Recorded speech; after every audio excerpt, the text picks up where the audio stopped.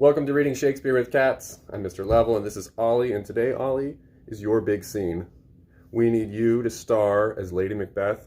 You're sleepwalking, you're going around the room, you can have your eyes open, and you're going crazy. And this is a big scene, Ollie. You know what they're going to do one day? One day they're going to make memes about this scene. I'm not kidding, memes. So get ready, go ahead and jump down, and get to your spot, all right? Sounds good. Today we begin Act 5 with Scene 1, and it's probably the most famous scene in the play. It's Lady Macbeth's big moment. We haven't seen her for a whole act. She was not in Act 4 at all, and now we see her coming back. Enter a doctor of physic and a waiting gentlewoman. A doctor of physic is just a medical doctor. I have 2 nights watched with you, but can perceive no truth in your report. When was it she last walked? Since his majesty went into the field, I have seen her rise from her bed, throw her nightgown upon her, unlock her closet, take forth paper, fold it, write upon it, read it, afterwards seal it, and again return to bed. Yet all this while in a most fast sleep. Okay, that's the gentlewoman explaining to the doctor what she's been seeing from Lady Macbeth. We haven't seen Lady Macbeth, but here the other characters inform us what she's been up to. And the doctor says that he's been watching her for 2 nights and hasn't seen it yet. But she insists that that's what's been happening. What's been happening? Apparently she's sort of sleepwalking and goes to unlock her closet, takes out paper, writes something on it, reads it, then seals it, and then goes back to bed. What's she writing? We don't know. A great perturbation in nature, to receive at once the benefit of sleep and do the effects of watching. In this slumbery agitation, besides her walking and other actual performances, what at any time have you heard her say? So the doctor notes that this is a great perturbation in nature. In other words, it's a great disturbance in nature if you are at once receiving the benefits of sleep, but you're actually eyes open watching. And he wants to know, what have you heard her say? That, sir, which I will not report after her. You may to me, and 'tis most meet you should. Okay, you should report it to me. You can report it to me. Neither to you nor anyone, having no witness to confirm my speech. It gives us a hint to the content of what Lady Macbeth has been saying. The gentlewoman doesn't even want to repeat it to the doctor. Enter Lady Macbeth with a taper. A taper is like a candle. Sometimes I've seen it performed as a torch. Lo you, here she comes. This is her very guise, and upon my life fast asleep. Observe her. Stand close. How came she by that light? Why, it stood by her. She has light by her continually. It is her command. An interesting thing there, again another detail that we haven't seen on stage, but Lady Macbeth has commanded that she has light by her continually. She does not want to be in darkness right now. You see her eyes are open. Aye, but their sense are shut. If the eyes are open but the sense is shut, it means she's not seeing anything. What is it she does now? Look how she rubs her hands. It is an accustomed action with her to seem thus washing her hands. I have known her to continue in this for a quarter of an hour. Yet here's a spot. Hark, she speaks. I will set down what comes from her to satisfy my remembrance the more strongly. Out, damned spot, out, I say. 1, 2, why then, 'tis time to do it. Hell is murky. Fie, my lord, fie, a soldier and afeard? What need we fear who knows it, when none can call our power to account? Yet who would have thought the old man to have had so much blood in him? Do you mark that? The Thane of Fife had a wife. Where is she now? What, will these hands never be clean?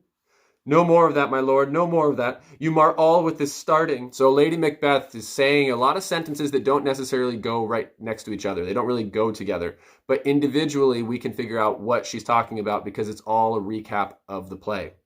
It's all things that have happened before. She's reliving moments from the play. Out, damn spot, out, I say, one of the most famous lines in the play. And here she is washing her hands. She's looking at her hands and trying to rub out a spot on them, a spot of blood. 1, 2, she's counting the chime of the clock. Why then, 'tis time to do it. The clock is marking now it's time to do it, time to go. And then she says, Fie, my lord, fie, a soldier and afeard. She's challenging Macbeth again, reliving that moment where she was calling him a coward for being afraid. And then she's continuing to convince him, what need we fear? Who knows it when none can call our power to account? Why should we be afraid? Who knows that we did this when no one can really do anything about it because we're the ones in power? And then she asks this question, yet who would have thought the old man to have had so much blood in him? And now she's recognizing something about the blood. The old man is Duncan, and she didn't realize how much blood he had in him. The blood here represents her guilt. She didn't know that there would be so much guilt that would come with this. She thought it would be easy. A little water clears us of this deed, is what she told Macbeth when it was time to wash their hands in Act 2. In the next set of lines, she says, the Thane of Fife had a wife. The Thane of Fife is Macduff. And now she's referring to Lady Macduff. Where is she now? That's probably hard for her to take in, that Lady Macduff, her counterpart, someone in her position, and her whole family has been killed, not by her, but by Macbeth. However, she's the one that put Macbeth going on this rampage. What, will these hands never be clean? So she feels guilty still for the murders that have happened after Duncan. Then she says, no more of that, my lord, no more of that. You mar all with this starting. The starting is, remember, being startled. And Macbeth keeps on freaking out at the ghost. And now she's reliving that moment with the banquet scene. Go to, you have known what you should not. She has spoke what she should not, I am sure of that. Heaven knows what she has known. Here's the smell of the blood still. All the perfumes of Arabia will not sweeten this little hand. Oh, oh, oh. I don't know how to do the O's exactly. But the line itself is striking in how similar it is to Macbeth's line earlier. All Neptune's great oceans will not wash this hand clean. Here, she suggests that that she still smells the blood on her hands, and that all the perfumes of Arabia would not sweeten that smell. What a sigh is there! The heart is sorely charged. I would not have such a heart in my bosom for the dignity of the whole body. Well, well, well. Pray God it be, sir. This disease is beyond my practice. Yet I have known those which have walked in their sleep who have died holily in their beds. So the doctor's giving up on trying to cure this. He sees what's wrong with her, and he knows that it's beyond his practice. It's not something he can just give her some medicine for. Wash your hands, put on your nightgown, look not so pale. I tell you yet again, Banquo's buried. He cannot come out on his grave. Even so? To bed, to bed. There's knocking at the gate. Come, come, come, come. Give me your hand. What's done cannot be undone. To bed, to bed, to bed. Lady Macbeth exits. Will she go now to bed? Directly. Foul whisperings are abroad.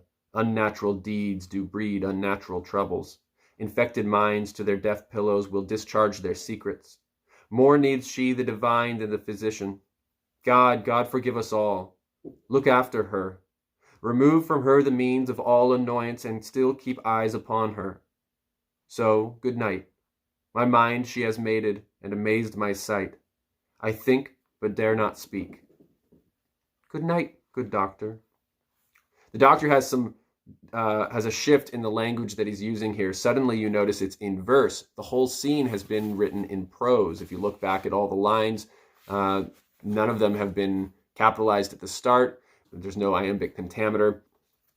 Shakespeare did this sometimes with characters, wrote their lines in prose to reflect their mindset.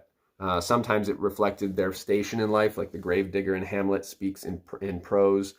But sometimes it was also a reflection of their sanity. In this case, Lady Macbeth is not of capable mind to be speaking in such eloquent speech as she does in the rest of the play. But the doctor himself, what is he saying? He says that unnatural deeds do breed unnatural troubles. Okay, if you do unnatural things, it causes unnatural troubles. And he suspects that that's perhaps what's happening with Lady Macbeth. Infected minds to their deaf pillows will discharge their secrets. Okay, someone who's not of sound mind is going to speak their secrets to their pillows. In other words, talk in their sleep. And ultimately, he says she needs God more than she needs a physician. Ultimately, he says, I think, but dare not speak. He's not going to say a word about this. The gentlewoman says goodnight. That's the end of scene 1.